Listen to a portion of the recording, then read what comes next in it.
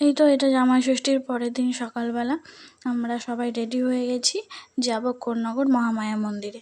আমার বোনরা যাবে বলছিল, তো ওরা যেদিন এলো সেদিন তো টায়ার্ড ছিল, যেতে পারেনি। সকাল থেকেই ও সারাদিন মানে ল্যাদ খেয়ে খেয়েই কেটে গেছে। পরের দিন জামাই ষষ্ঠী ছিল, সারাদিন ব্যস্ত ছিলাম, তো হয়নি। তো এটা জামাই ষষ্ঠীর পরের দিন সকালবেলা রেডি হয়ে বেরিয়ে পড়েছি। 9টা বাজে এখন।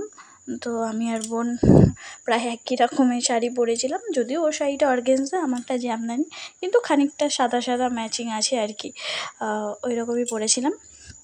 তারপরে এই তো কোন্নগর মন্দিরে চলে এসেছি।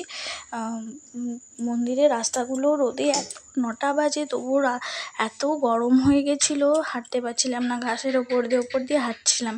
এই তো তারপরে বোন আমি সবাই মিলে চলে এসেছিলাম মন্দিরে। ঢুকেই প্রথমে রঘু বাবার এখানে নমস্কার করে নিলাম।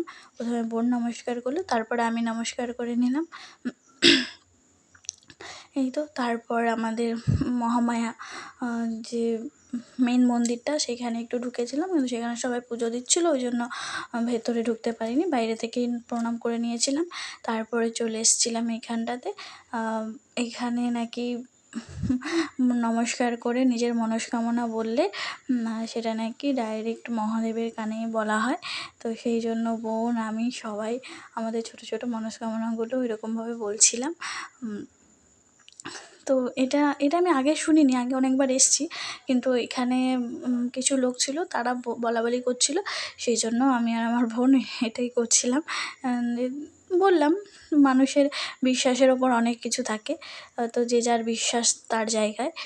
তো তারপরে আমরা যোগমায়া মন্দিরে চলে এসেছিলাম।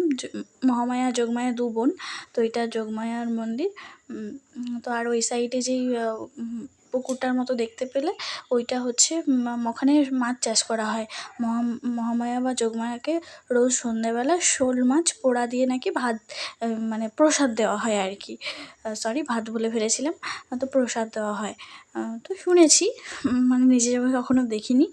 তো এই তো তারপরে আমরা, মানে এত গরম ছিল মেঝেগুলো যে হাঁটতে হাঁটতে পায়ে পুরো ফোস্কা পড়ে গেছিলো। তো এখানে গাছের নিচে একটু বসেছিলাম। বোন বলছিল আমাকে ভালো লাগছে না, গরম লাগছে বলে গালে হাত দিয়ে বসেছিল।